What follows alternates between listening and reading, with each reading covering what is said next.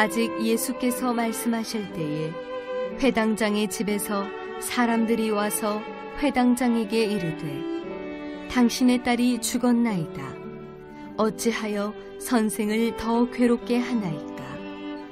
예수께서 그 하는 말을 곁에서 들으시고 회당장에게 이르시되 두려워하지 말고 믿기만 하라 하시고 베드로와 야고보의 형제 요한 외에 아무도 따라옴을 허락하지 아니하시고 회당장의 집에 함께 가사 떠드는 것과 사람들이 울며 심히 통곡함을 보시고 들어가서 그들에게 이르시되 너희가 어찌하여 떠들며 우느냐? 이 아이가 죽은 것이 아니라 잔다 하시니 그들이 비웃더라. 예수께서 그들을 다 내보내신 후에 아이의 부모와 또 자기와 함께한 자들을 데리시고 아이 있는 곳에 들어가사 그 아이의 손을 잡고 이르시되 달리다굼 하시니 번역하면 곧 내가 네게 말하노니 소녀야 일어나라 하심이라. 소녀가 곧 일어나서 걸으니 나이가 12살이라.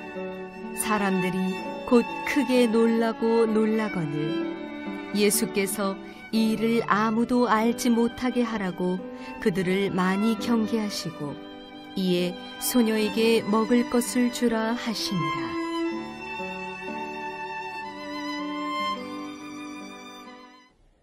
우리는 인생 가운데 여러 가지 위기를 만나게 됩니다. 사업의 위기, 또 건강의 위기, 죽음의 위기, 신앙의 위기, 또 나라와 교회, 가정의 위기 등을 우리가 당하게 됩니다. 계속해서 우리가 이 위기에 대해서 어떻게 이 위기를 대처할 것인가에 대해서 한 가지씩 나누고 있는데요. 오늘은 특별히 자녀의 위기, 우리의 가정 가운데 자녀들에게 위기가 닥칠 때 그 위기를 어떻게 극복해 나갈까에 대해서 우리 말씀을 나누도록 하겠습니다. 여러분, 잘 자라던 자녀가 갑자기 큰 병에 걸렸습니다. 아침에 학교 갔다 올게요 라고 나갔는데 돌아올 때 사고가 났습니다. 공부 잘하던 자녀가 갑자기 나 이제 공부 안 하겠어요 라고 학업을 포기했습니다. 대학을 안 가겠다고 포기해버립니다.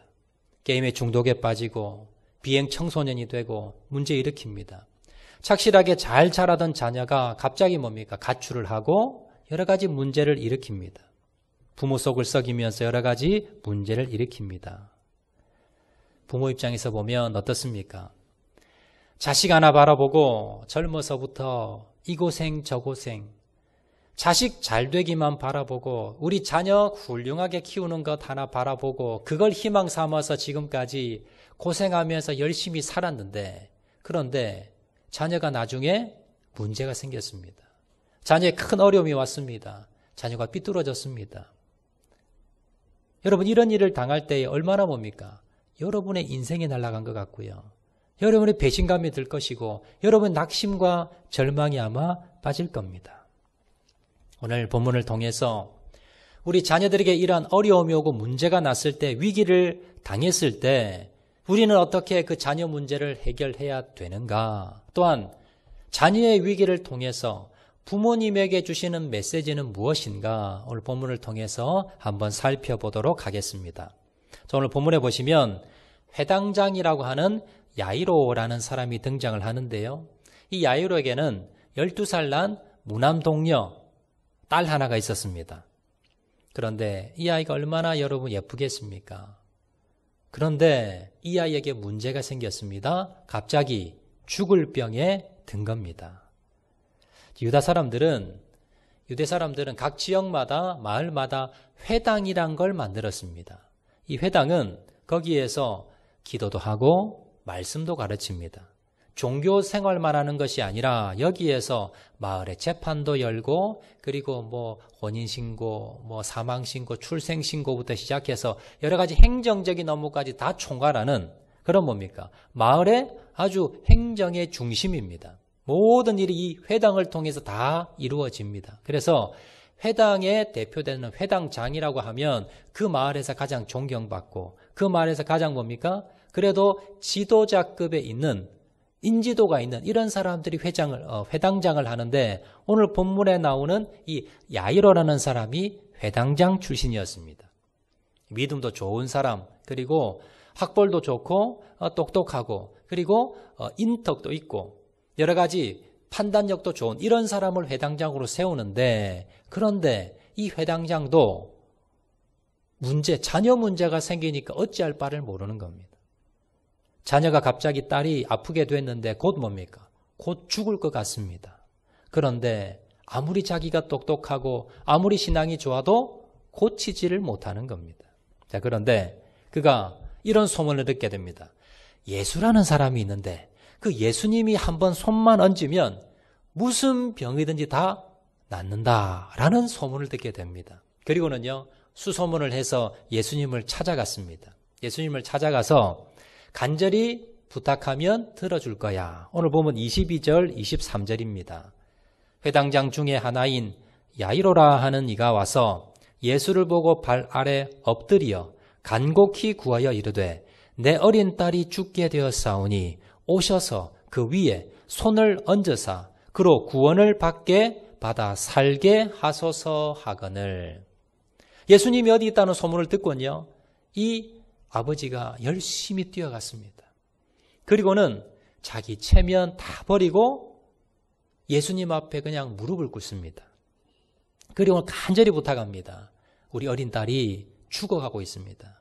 우리 집에 빨리 오셔서 손 한 번만 얹고 기도 한 번만 해주시면 나을 것 같은데 제발 부탁드립니다. 지금 빨리 오셔야 됩니다. 곧 우리 딸이 죽습니다. 라고 부탁을 했습니다. 자, 그런데 이 이야기를 들은 예수님께서 가시지를 않습니다. 대답도 안 하십니다. 그러다 보니까 시간이 지체가 되고 다른 사람들이 또 와서 이것 해달라 저것 해달라 그러다가 여러 사람들이 그냥 모이게 되었습니다. 예수님이 이 회당장 야이로의 말은 듣지 않고 12년간 혈류증, 오늘 본문 앞에 내용을 보시면 봉독은 안 했지만요, 앞에 보시면 12년간 혈류증으로 고생하고 있는 한 여인의 병을 고쳐주게 됩니다. 여러분, 지금 병원에서도요, 응급 환자가 있고 좀 천천히 고칠 환자가 있으면 어떤 환자부터 먼저 고칩니까? 이 사람이 먼저 와도요, 응급 환자부터 먼저 고칩니다. 그러면 지금 야이로의 딸은요, 곧 죽게 생겼습니다. 12년간 혈류병 앓는 이 여인은 조금 후에 고쳐져도 아마 될 겁니다. 그런데 예수님께서 어떻게 하십니까? 야이로의 집에 가지 않고 12년 혈류병 앓는 이 여인을 먼저 고쳐주더라는 거예요. 시간이 자꾸 지체가 됩니다. 지금 회당장 야이로는요, 1분 1초가 급합니다. 당장 자신의 딸이 사경을 헤매고 있고 언제 죽을지 모르는 상황입니다. 그런데 예수님께서는 왜 그러신지 자꾸 시간을 지체를 합니다. 그런데 그때 마침 야이로의 집에 몇 사람이 급하게 야이로를 찾아왔습니다. 그리고 이렇게 이야기합니다. 자, 오늘 35절 말씀입니다. 아직 예수께서 말씀하실 때에 회당장의 집에서 사람들이 와서 회당장에게 이르되 당신의 딸이 죽었나이다. 어찌하여 선생을 더 괴롭게 하나이까. 충격적인 이야기를 듣게 됩니다. 딸이 죽었다는 겁니다. 그러니까 지금 장례 치러야 되니까 여기 뭐 병 고쳐달라고 예수님한테 자꾸 이렇게 귀찮게 하지 말고 빨리 지금 집에 와서 당신 딸이 죽었으니까 장례 절차를 지금 밟으세요. 라고 하면서 이야기하는 겁니다. 여러분, 이 야이로가 얼마나 좀 실망했겠습니까? 예수님만 빨리 모셔와서 안수기도만 받았으면 내 딸이 살 수 있었을 텐데 예수님이 왜 이렇게 지체를 하면서 왜 빨리 와주지 않아서 우리 딸이 그냥 죽어버리게 된 겁니다. 그런데 옆에서 이 이야기를 하는 것을 듣고 있던 예수님께서 야이로에게 이렇게 말씀을 합니다. 오늘 36절 말씀입니다. 36절 말씀 보시면 예수께서 그 하는 말을 곁에서 들으시고 회당장에게 이르시되 두려워하지 말고 믿기만 하라 하시고. 야이로의 집에 사람들이 와서 좀 회장장님 빨리 오세요. 당신 딸 이제 죽었습니다. 이제 더 이상 저분에게 부탁 자꾸 하지 말고 빨리 와서 지금 장례 치르세요. 이 말을 들었던 예수님께서 야이로를 향해서 뭐라 말씀하십니까? 두려워하지 마. 걱정하지 마. 그리고 뭡니까? 믿기만 해. 네 딸이 살 수 있다고 믿음만 가져봐. 라고 예수님께서 말씀하셨더라라는. 그리고 예수님께서 이제야 죽었다는 소식을 듣고는 이제야 야이로의 집으로 가시게 됩니다. 집에 갔더니 어떻습니까? 초상집이지요.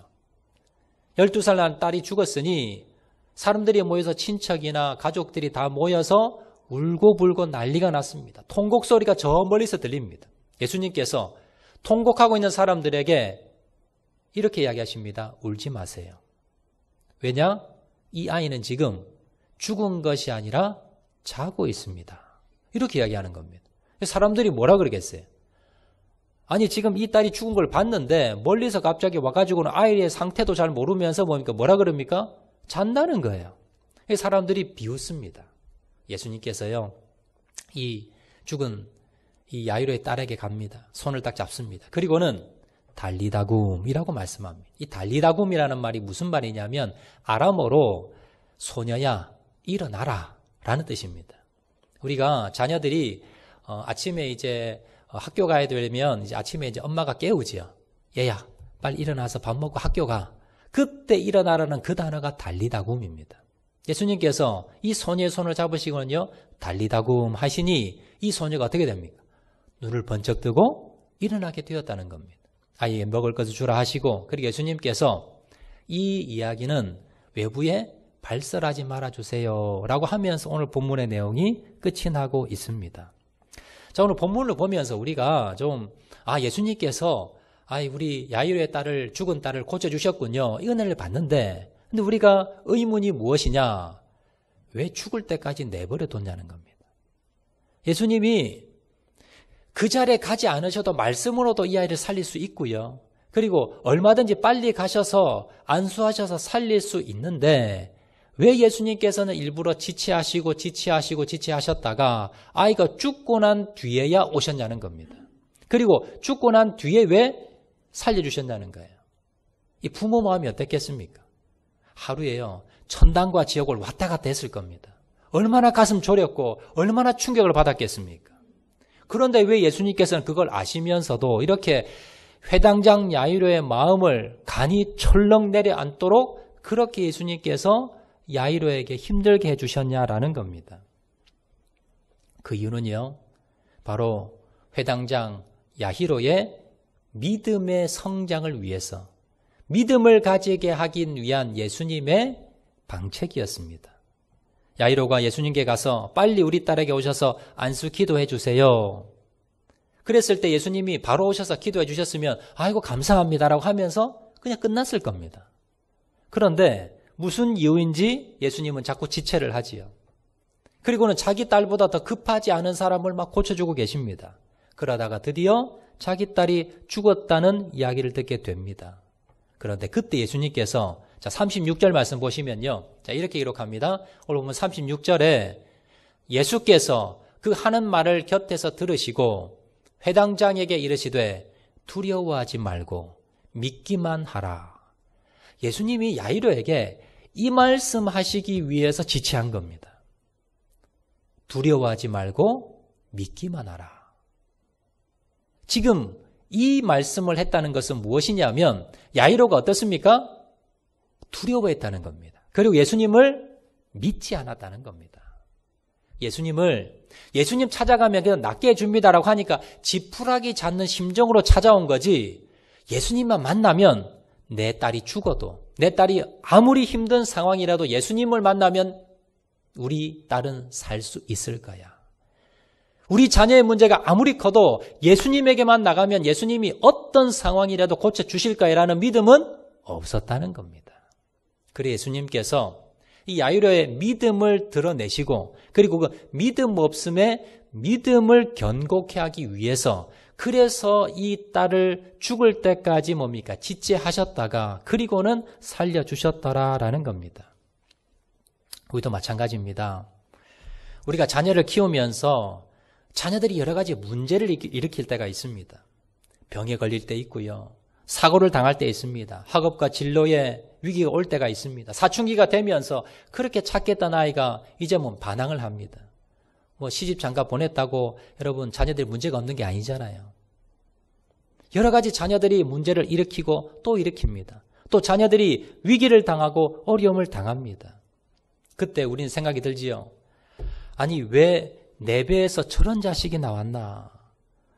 어떻게 저 자녀가 나를 이렇게 힘들게 할 수가 있는가? 딴 집의 자식들 보니까 다 잘들만 공부 잘하고 잘 크던데 왜 유독 우리 집 자녀들만 저렇게 공부도 하지 않고 저렇게 애를 먹이냐? 그러면서 뭡니까? 우리 자녀를 향해서 그렇게 우리는 낙심하고 절망합니다. 그런데 말썽을 피우고 문제를 일으키는 그 자녀가 바로 뭡니까? 부모의 믿음을 성장시켜주는 존재라는 걸 여러분 아셔야 됩니다. 왜 하나님께서 우리 자녀의 문제를 금방 해결해 주지 않는가? 내가 지금까지 기도했는데, 내가 이 자녀를 놓으면서부터 기도해서 지금까지 기도했는데 왜 하나님이 우리 자녀 문제 응답해 주지 않느냐? 왜 이렇게 지체하시느냐? 왜 빨리 응답해 주지 않느냐? 여러분 그 이유는요. 부모의 믿음을 드러내시고 그리고 그 부모의 믿음을 성장시키기 위함이라는 걸 여러분 깨달으셔야 됩니다. 자녀를 통해서 부모의 믿음을 돌아보게 만듭니다. 그리고 부모의 믿음을 견고하게 만들려는 그것이 바로 하나님의 본심임을 여러분 기억을 하셔야 됩니다. 저도 마찬가지입니다. 제가 여러 번 말씀드렸지만 제가 21살에 심장병으로 시한부 인생을 살았습니다. 고칠 방법이 없습니다. 그때까지 저희 부모님들은 교회는 다니셨지만 기도하는 모습을 제가 본 적이 없습니다. 집에서 성경을 읽는 모습을 본 적이 없습니다. 하나님 우리 가정에 대한 어떤 계획이 있을까? 이런 이야기 나누는 거, 신앙의 이야기 나누는 거 본 적이 없습니다. 그런데 이제 아들 하나 죽는다 그러니까 그때부터 어떻게 하십니까? 저희 어머니가 교회 나가시기 시작합니다. 교회 가셔서 매일마다 기도하십니다. 기도원에 가셔서 기도하십니다. 그러다가 지금은요. 그 교회에서 섬기는 교회에서 제일 기도 많이 하시는 분 중에 하나가 되었습니다. 저희 아버님도요. 날마다 새벽 기도 가십니다. 저희 누나는 섬기는 교회에서 제일 충성스러운 그러한 권사로 섬기고 있습니다. 여러분 그때 아마 제가 아플 때 저희 어머니 제일 아마 고생하셨을 겁니다. 그런데 아마 힘드셨을 겁니다. 저희 아버님도 힘드셨을 겁니다. 그런데 막상 이제 뭡니까? 지나보니 왜 그 어려움이 왔을까요? 그 왜 위기가 왔을까요? 바로 그 위기를 통해서 가정의 믿음이 변화되더라는 겁니다. 부모님들이 나가 기도하게 되고 그 신앙과 믿음이 변화되더라라는 겁니다. 여러분 자녀 문제로 힘들어하는 분들 계십니까? 자녀 때문에 여러분 속상해하는 분들 계십니까? 자녀가 위기가 빠졌는데 여러분 해결하지 못하는 그런 상황에 빠진 분들 계십니까? 하나님께 기도하는데 응답이 없는 분들 계십니까? 여러분의 믿음을 돌아보시기 바랍니다. 나의 믿음이 정말 하나님이 기뻐하시는 믿음인가? 그 자녀 문제를 통해서 하나님께서 여러분의 믿음을 점검하고 여러분의 믿음을 변화시키고자 하신다는 것을 여러분 깨달으시기 바랍니다. 자, 그러면 구체적으로 자녀들이 위기에 빠졌는데 이 문제를 어떻게 해결해야 되는가? 그 방법을 두 가지로 한번 찾아보도록 하겠습니다. 첫 번째, 우리 자녀 문제를 해결할 수 있는 비결은요. 첫 번째, 자녀 문제를 가지고 예수님께 나아가 엎드려야 됩니다. 오늘 보면 22절, 23절 말씀 한 번 더 제가 보도록 하겠습니다. 회당장 중에 하나인 야이로라 하는 이가 와서 예수를 보고 발 아래 엎드려 간곡히 구하여 이르되 내 어린 딸이 죽게 되었사오니 오셔서 그 위에 손을 얹으사 그로 구원을 받아 살게 하소서 하거늘. 오늘 보면 회당장 야이로는 예수님을 찾아가서 예수님의 발 앞에 엎드렸습니다. 자, 그리고는 예수님께 간곡히 부탁을 했습니다. 여러분, 앞에서 말씀드린 대로 회당장이라고 하면 그 마을에서 가장 존경받는 사람입니다. 그리고 회당장이라고 하면 정통 유대인입니다. 예수님을 믿지 않는 사람입니다. 그런데 자기 딸이 죽게 생겼다라고 하니까 자녀 문제가, 자녀 위기가 닥치니까 이 야이로가 어떻게 합니까? 젊은 예수님에게 찾아가서, 많은 사람들이 지금 손가락질 받는 예수님에게 찾아가서 거기서 엎드려 버립니다. 엎드린다는 것은 종들이 주인에게 하는 그런 행위입니다. 근데 회당장이 예수님에게 가서 엎드려서 구하면서 제발 우리 딸 좀 살려주세요. 여러분, 이건 자녀 문제가 아니면 도저히 할 수가 없는 상황입니다. 내가 재산을 다 잃는다 하더라도, 내가 지위를 다 잃는다 하더라도 회당장이 이렇게 하겠습니까? 그런데 자식 문제는 또 별개입니다.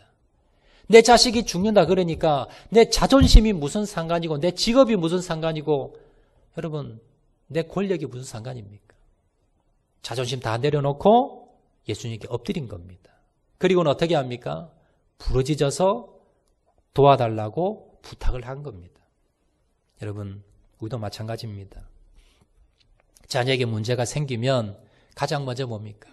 내 체면, 내 자존심, 이런 거 다 내려놓고요, 주님께 나가서 엎드리는 겁니다. 주님, 내 힘으로 할 수 없습니다. 주님이 주인이십니다. 이제 내 자녀 문제, 우리 가정의 문제 주님께 맡겨드립니다. 하나님 도와주세요. 이제는 하나님 주인으로 모시겠습니다. 지금은 내 똑똑하다고 내 능력 바라보고 살았지만 이제는 주님만을 바라보고 살겠습니다. 주님 좀 도와주세요 라고 하면서 기도하며 부르짖어 나가야 된다는 겁니다. 그럴 때 하나님께서 우리의 기도를 들으시고 우리 자녀의 문제를 해결해 주신다는 것을 여러분 기억하시기를 바랍니다. 두 번째입니다. 우리가 우리 자녀 문제를 어떻게 해결할 수가 있을까? 두 번째는요, 두려워하지 말고 끝까지 믿음으로 가져야 합니다. 오늘 본문에 보시면 야이로의 집에서 사람들이 와서 본문에 보시면 야이로의 집 사람들이 와서 야이로에게, 예수님과 이야기하고 있는 야이로에게 절망적인 이야기를 하지요. 당신의 딸이 죽었습니다. 이제 상황이 끝났습니다. 희망이 다 사라졌습니다. 그런데 그런 야이로를 향해서 이제 다 끝나고 이제 절망적인 그 상황에서 예수님께서 야이로에게 뭐라고 말씀하십니까? 36절 하반절 말씀 보시면요, 회당장에게 이르시되 두려워하지 말고 믿기만 하라. 자녀 문제로 자포자기하고 이제는 어쩔 수 없고 이제는 다 포기하고 있는 그 사람에게 예수님께서 뭐라 말씀하십니까? 두려워하지 마. 다른 말로 걱정하지 마. 근심하지 마. 하나님께 맡겨. 그리고 어떻게 합니까? 믿어. 하나님을 믿으라는 겁니다. 여러분, 자녀 문제가 아무리 크고 내가 해결할 수 없는 상황이라 하더라도 여러분 마음에 걱정과 근심을 하나님께 내려놓으셔야 됩니다. 이것이 뭡니까? 믿음입니다. 여러분 아직도 걱정하고 근심한다면 여러분 마음 가운데 믿음이 없는 겁니다.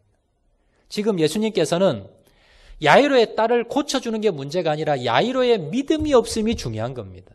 네가 믿음만 있으면 네 딸이 죽어도 살 건데 네가 그 믿음이 없구나. 그 믿음을 가져야 돼. 이걸 예수님께서 지금 말씀하고 있더라라는 겁니다. 그리고 예수님이 야이로의 집으로 갔습니다. 소녀는 사실 죽었습니다. 이게 사실입니다. 많은 사람들이 죽었다고 했는데 이 딸은 죽었습니다. 그런데 예수님이, 여러분 여기서 중요한 사실은 뭐냐? 예수님이 그 소녀를 보고 뭐라 그러셨습니까? 잔다. 예수님이 지금 헛걸봤습니까? 예수님이 지금 죽은 걸 모르십니까? 알고 있습니다. 그런데 왜 예수님은 죽은 사람을 잔다 그럴까요? 그 뭐냐면 믿음의 말입니다. 예수님은 지금 미래의 말을 하는 겁니다.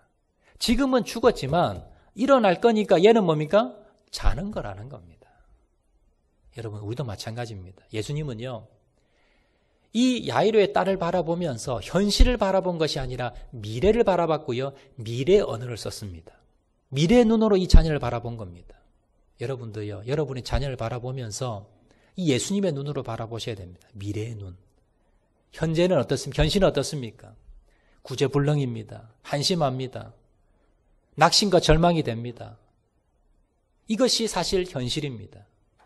문제가 너무나 많습니다. 그런데 여러분이 그 현실적인 눈으로, 세상적인 눈으로 우리 자녀를 바라보고 여러분 이야기한다면요, 아무런 기적이 일어나지 않습니다. 여러분, 이 문제를 해결하시기 위해서는 어떻게 하셔야 됩니까? 믿음의 눈으로 우리 자녀를 바라보는 겁니다. 그리고 우리 자녀들에게 믿음의 말을 하는 겁니다. 너는 될 거야. 너는 회복될 거야. 너는 치료받을 거야. 너는 살아날 거야. 너는 일어날 거야. 너는 훌륭한 사람 될 거야. 너는 믿음의 사람 될 거야. 여러분, 그 눈을 바라보는 겁니다. 그리고 그 믿음을 가지고 기도하는 겁니다. 그리고 그 자녀를 축복하는 겁니다. 이것이 뭡니까? 이것이 바로 우리 자녀의 위기를 회복하는 방법이라는 걸 여러분 기억하시기 바랍니다. 여러분, 우리 자녀를 바라볼 때에 믿음의 눈을 가지시기 바랍니다. 믿음의 말을 선포하시기 바랍니다. 축복의 말을 하고요. 여러분, 믿음으로 여러분 자녀를 바라보시기 바랍니다. 그럴 때에 우리의 자녀들이 변화되고 회복된다는 사실을 여러분 기억하시기를 바랍니다. 우리나라 과학계에서 가장 유명한 뛰어난 인물을 하나 뽑으라고 하면요, 정근모 박사라는 분이 계십니다. 사진 한번 띄워주시겠습니까? 연세 드신 분들은 많이 기억을 하실 겁니다. 우리나라 과기처 장관, 과학기술처 장관을 2번이나 역임한 분입니다. 카이스트 아시지요? 과학기술원. 이 과학기술원은 만든 사람입니다. 우리나라 핵발전소를 만든 사람이고요. 그리고 세계적인 핵 물리학자입니다. 아주 유명하신 그런 과학자입니다. 이 정근모 박사님은요, 1939년 서울의 가난한 가정에서 태어나서 초등학교 때 어머니가 돌아가시고요, 고등학교 때 아버님이 돌아가셨습니다. 소년 소녀 가장으로 그렇게 컸습니다. 그런데 어릴 때부터 천재 소리를 들어서 워낙 공부를 잘했어요. 그래서 경기중학교에 수석으로 1등으로 입학을 했고요, 경기고등학교에 다시 1등으로 입학을 했습니다. 이 경기고등학교 1학년 수석으로 입학한 게 중요한 게 아니라 1학년 때, 경기고등학교 1학년 때 대학 입시 시험을 치게 됩니다. 그래서 거기 합격을 했는데 어느 대학을 가느냐? 서울대학교 물리학과를 2등으로 들어갔어요. 고등학교 1학년 학생이. 그래서 바로 고등학교 1학년을 마치자마자 바로 대학을 들어가게 됩니다. 자, 서울대학을 졸업하고 난 뒤에 이제는 미국으로 건너갔습니다. 미국에 유학을 가서 미국에 가서 물리학과를 들어가서 박사 학위를 2년 만에 받게 됩니다. 그리고는 그의 나이 24살에 미국에서 교수가 되었습니다. 엄청나게 여러분 똑똑한 사람이지요. 그런 정근모 박사였는데 문제가 하나 생겼습니다. 자녀 문제입니다. 이제 미국에서 교수 생활을 하면서 결혼도 했습니다. 자녀도 낳았는데 부인이 교회를 다니는 사람이에요. 그리스도인이에요. 그래서 부인 따라서 그냥 교회를 나가줬습니다. 믿음은 없고 신앙은 없었지만 그냥 주일이 되면 마지못해서 그냥 주일날 예배 자리에 앉아 있었습니다. 자, 목사님이 하는 설교를 들으면요, 도저히 이건 과학적으로 이건 말이 안 됩니다. 결혼도 하지 않은 여자가, 남자도 가까이 된 여자가 애를 낳았다 그러고요, 바다가 갈라졌다 그러고요, 이건 도저히 뭡니까? 과학적으로 증명이 안 되는 그런 허무맹랑한 이야기만 하는 겁니다. 예수님이 또 내 죄를 대신해서 2000년에 또 죽었다는 겁니다. 과학적으로 증명이 안 돼요. 그래서 참 저걸 믿으라고, 참 말이 되냐, 하나님이 어디 살아계셔 라고 하면서 속으로 믿지 않았답니다. 자, 그러다가 어느 날 10살 된 아들이 있었는데 아들이 몸이 좀 안 좋습니다. 시름시름 알아갑니다. 점점 증세가 심해져서 병원에 데려가 보니까요, 신장에 문제가 있는데 신장이 망가진 거예요. 신장 기능이 다 망가진 겁니다. 그래서 치료는 할 수가 없고요, 하나 방법은 뭐냐면 일주일에 2-3번씩 병원에 가서 4시간 동안 신장 투석을 하는 겁니다. 신장 투석기 달아가지고 피를 이제 다 걸러내는 겁니다. 한 2-3일 지나면 애가 얼굴이 새카매져요. 학교는 당연히 그만둬 버렸고요. 이 아이가 뭡니까? 얼마나 살지. 이제 10살인데 이 아이가 이제 앞으로 인생은 뭡니까? 더 이상 건강을 회복해서 살 수 있는 건 거의 뭡니까? 희망이 사라진 그런 상황에서 이 정근모 박사가 자기가 아무리 똑똑하고 내가 아무리 지식이 많고 내가 아무리 돈이 많아도 안 되는 게 있구나. 이 자녀가 죽게 생겼는데 아버지로서 해줄 수 있는 게 없는 거예요. 그러다 어느 날 교회에서 부흥회를 한다는 광고를 듣게 됩니다. 지푸라기라도 잡는 심정으로 첫날 부흥회에 참석을 했습니다. 강사 목사님이 첫날 설교를 하는데요, 갑자기 울음보가 터진 겁니다. 갑자기 눈물이 나고 회개가 나고 눈물 콧물이 흘러내리는데 옆에서 옛날 같으면 옆에서 누가 쳐다볼까 싶어서 절대 눈물 한 방울 흘리지 않는 사람이었는데 울고불고 난리가 났습니다. 그러면서 하나님, 우리 아들만 좀 살려주세요. 우리 아들만 살려주면 내가 무슨 일이라도 하겠습니다. 우리 아들 좀 살려주세요. 라고 하면서 이제 붕해가 사흘이었는데 사흘 동안 철야 기도하면서 밤을 새면서 그렇게 울며 불며 기도를 했다고 합니다. 그때가 1982년이었는데 이후에 어떻게 됐느냐. 이제 그 사건을 통해서 하나님을 영접하게 되고요. 믿게 되고 받아들이게 됩니다. 그래서 하나님께 그 뒤부터 이제 기도하게 되었는데 신장 이식 수술을 이제 하게 되는데 자신의 신장과 아들의 신장이 이제 맞는 거예요. 그래서 자신의 신장을 아들에게 이식을 해줬습니다. 이식한다고 또 이게 좀 부작용 트러블이 또 날 때가 있는데요. 잘 이제 이식이 됐어요. 그래서 이 아들이 이제 이식이 잘 되었고요. 이제 건강을 다시 회복하게 되었습니다. 지금은 결혼도 했고 자녀도 낳고 이제 아들이 그 직장도 잘 다니고요. 지금 아주 건강하게 잘 살고 있다고 합니다. 아들 이제 병간호 했을 때 그 우리 장로님이 적은 그 간증책이 있어요. 한번 띄워주시겠습니까? 나는 위대한 과학자보다 신실한 크리스천이 되고 싶다라는 저 책을 이제 간증책을 지었거든. 안에 내용에 보면 이런 내용이 있습니다. 어느 날 아들 이제 신장 이식 이제 수술을 하고 또 아들 이제 막 간호를 하고 이렇게 이제 병 간호를 할 때였습니다. 그때 어느 날 이제 아들 침대에서 하루 종일 이제 아들 간호하다가 지쳐서 이렇게 잠깐 비몽사몽간에 이렇게 있었는데 갑자기 하나님의 음성이 이렇게 마음으로 들리는 거예요. 무슨 음성이냐면 내 사랑하는 아들아, 작은 십자가를 네가 지고 가는데 네 아들에게 너 감사해 본 적 있니? 이런 생각이 드는 거예요. 그러니까 정근모 목사님이 갑자기 이 아들 때문에 얼마나 내가 고생하고 지금까지 얼마나 내 가슴을 졸였는데 이 아들 때문에 감사한다고요? 하나님 저 아들에게 감사하라고요? 아니 하나님, 내가 저 아들 때문에 얼마나 고생했는지 하나님 모르세요. 내가 정말 고생했습니다 라고 하나님께 이렇게 투정어린이 말로 말씀을 드렸는데 그때 하나님께서 음성이 들리기를 뭐라고 들었느냐? 아들아, 네 아들이 아니었다면 네가 나에게 이렇게 기도했겠니? 네가 나에게 이렇게 찾아왔겠니? 네가 이렇게 믿음으로 나를 찾았겠니? 그러면서 뭡니까? 정근모 박사님 깨닫는 겁니다. 나는 우리 아들이 이렇게 병이 들어서 이 아들 때문에 내가 고생했다고 생각했는데 지나보니 어떻습니까? 내가 이 아들 때문에 주님께 매달렸고 내가 이 아들 때문에 주님 앞에 부르짖어 기도했고 내가 이 아들 때문에 하나님을 만난 겁니다. 그리고는 그 자리에서 하나님 너무 감사합니다. 이런 아들 주셔서 너무나 감사합니다 라고 하면서 아들이 그렇게 고마워 보일 때가 없었다는 겁니다. 이후에 완전히 이분의 삶이 바뀌었습니다. 그래서 지은 책이 저 책입니다. 나는 위대한 과학자보다 신실한 크리스천이 되고 싶다. 저분이 뭐 장관도 하시고요. 전 세계 물리학자 중에 너무 유명하신 분입니다. 그런데 세상 사람들이 그 칭찬과 그 세상 사람들의 부러움보다도 나는 뭡니까? 그거 싫다는, 그것보다도 더 소중한 것이 무엇입니까? 신실한 크리스천. 믿음의 사람, 이게 뭡니까? 하나님께 인정받는 사람이 진짜라는 겁니다. 그래서 나는 진짜 이런 사람이 되고 싶다라고 하면서 이후에는요, 전 세계를 다니면서 만나는 사람마다 복음을 전하고 전도하는 그런 사람으로 바뀌었습니다.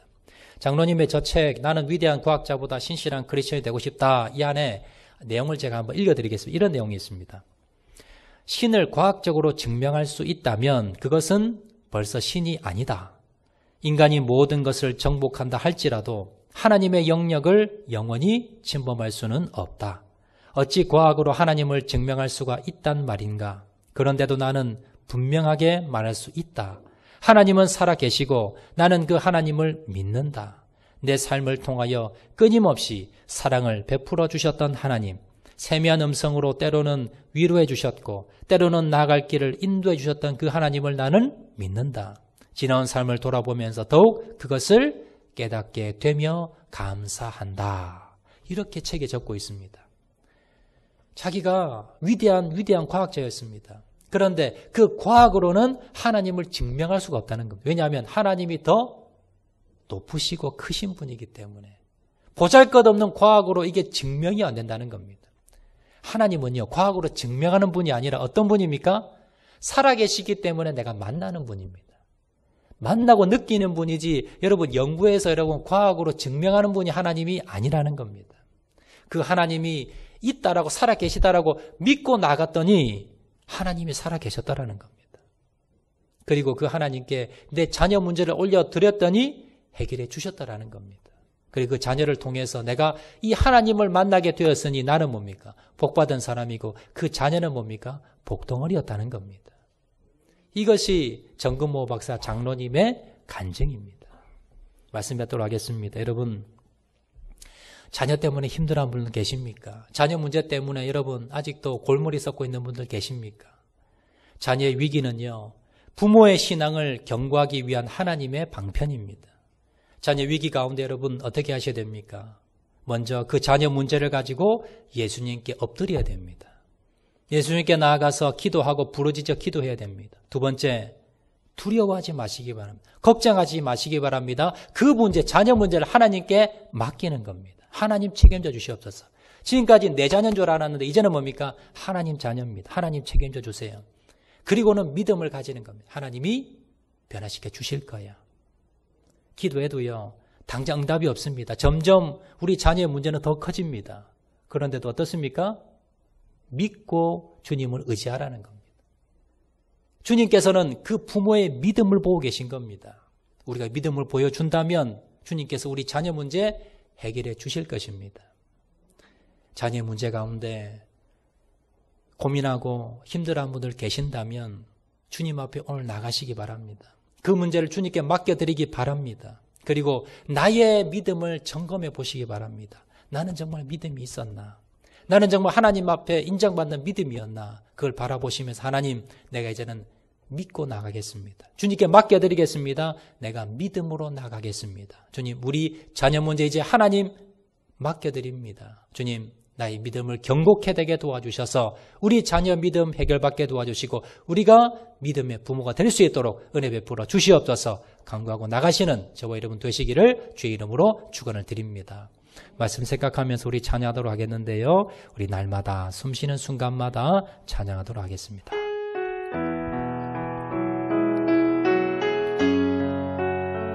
날마다 숨쉬는 순간마다 내 앞에 어려운 일 보내 우리 말씀 생각하면서 찬양합니다.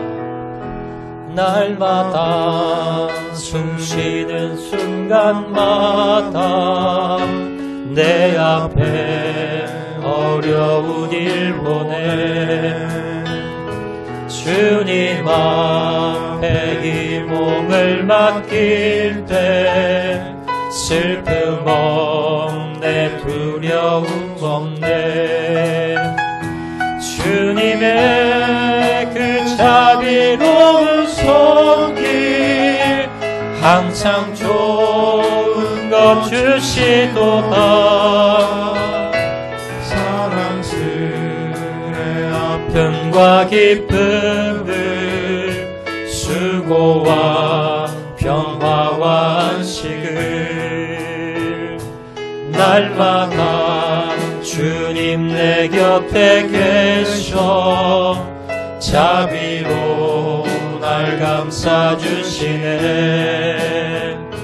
주님 앞에 이 몸을 맡길 때 힘주시네 위로한 주네 어린 나를 품에 안으시사 항상 평안함 주시도다 내가 살아 숨을 쉬는 동안 살피신다 약속 인생의 어려운 순간마다 인생의 어려운 순간마다 주의 약속 생각해보네 내 맘속에 믿음 잃지 않고 말씀 속에 위로를 얻네. 아멘. 주님의 도우심 바라보며 모든 어려움 이기도다. 흘러가는 순간순간마다 주님 양. 우리 3절 한 번 더 찬양할까요? 인생의 어려운 순간마다, 인생의 어려운 순간마다 주의 약속, 주의 약속 생각해. 내 맘속에 믿음 잃지 않고, 내 맘속에 믿음 잃지 않고, 말씀 속에 위로 얻습니다. 말씀 속에 위로를 얻네. 주님의 도우심 바라보며, 주님의 도우심 바라보며 모든 어려움 이기도다. 흘러가는 순간순간마다 주님 약속 새겨봅니다. 이 시간에 한번 기도하실 때에, 하나님, 우리 자녀 문제가 있습니다. 우리 자녀 가운데 위기가 닥쳤습니다. 하나님, 우리 자녀를 붙들어 주시고 이 자녀를 통해서 나의 믿음이 견고하게 되게 도와 주시옵소서. 자녀 문제를 가지고 주님 앞에 나아가서 엎드려 기도하기 원합니다. 두려움을 하나님께 맡겨드리고 끝까지 믿음으로 승리하기 원하오니 하나님, 우리 가정의 문제를 해결해 주시고 특별히 우리 자녀의 문제를 해결해 주셔서 위기 가운데 빠진 우리 자녀를 하나님 구원해 주시고 이것을 통해서 우리 모든 가정의 믿음이 회복되게 도와 주시옵소서. 다 같이 한번 통성으로 기도합니다. 사랑하리가 많으신 아버지 하나님, 주님, 우리 가정이 위기 가운데 빠졌습니다. 우리 자녀가 위기 가운데 빠졌습니다. 하나님, 우리 자녀의 문제 가운데 주님만을 바라보기 원합니다. 주님 앞에 나아가 엎드려 기도하기 원합니다. 두려워하지 말고 주님께 문제를 맡겨드리기 원합니다. 믿음을 가지길 원합니다. 하나님, 우리 자녀를 통해서 내 믿음을 점검하게 도와주시고 내 믿음이 견고되게 도와주시고 내 믿음이 변화되게 도와주시옵소서. 주님만을 바라보기 원합니다. 주님만을 의지하기 원합니다. 주님만을 섬기기 원합니다. 하나님 역사하여 주시옵소서. 하나님 역사하여 주시옵소서. 우리의 자녀를 변화시켜 주시옵소서. 우리 자녀를 회복시켜 주시옵소서. 우리 자녀를 붙들어 주시길 간절히 바라고 소원합니다. 우리 자녀를 붙들어 주시길 간절히 바라고 소원합니다. 우리 자녀를 붙들고 눈물로 기도하게 도와주시고 우리 자녀를 바라보며 부르짖어 기도하는 부모를 될 수 있도록 아버지 도와주시길 간절히 바라고 소원합니다. 믿음을 가지기 원합니다. 믿음을 가지기 원합니다. 주님을 바라보며 주님만을 의지하며 하나님, 우리 자녀의 문제를 가지고 주님 앞에 부르짖어 기도하는 자를 낼 수 있도록 아버지 도와주시길 간절히 바라고 소원하오니 아버지 하나님 도와주시옵소서. 아버지 하나님 도와주시옵소서. 주님만을 의지합니다. 주님만을 바라봅니다. 아버지 주여 도와주시고 아버지 하나님 역사해 주시고 아버지 하나님 함께 하주시고 아버지 하나님 은혜 베풀어 주시옵소서. 주님 무엇이고 역사하여 주시옵소서. 주님. 사랑하리가 많으신 아버지, 자녀의 위기 가운데 문제 가운데 낙심하며 절망하며 포기하지 않게 도와주시고 주님 앞에 나가게 도와주시고 주님 앞에 엎드리게 도와주시고 주님께 맡겨드리게 도와주시고 믿음으로 끝까지 승리하게 도와주시옵소서. 자녀 문제가 아니라 내 문제임을 깨닫게 도와주시고 나의 믿음을 정확하게 도와주시고 나의 믿음을 바라보게 도와주셔서 믿음으로 우리가 승리하는, 그래서 우리 자녀 문제를 해결받고 그리고 우리 가정이 변화되고 믿음의 가정으로 변화될 수 있도록 은혜 베풀어 주시옵소서. 우리에게 자녀 주심을 감사합니다. 하나님, 이 자녀는 내 자녀 아닙니다. 주님의 자녀입니다. 오늘 맡겨드립니다. 기도로 믿음으로 이 자녀를 기를 수 있게 은혜 베풀어 주시고 하나님, 우리 가정에 우리 자녀의 위기 가운데 하나님 믿음으로 승리하는 모든 가정들 될 수 있도록 은혜 베풀어 주시옵소서. 모든 말씀 예수님 이름으로 기도합니다.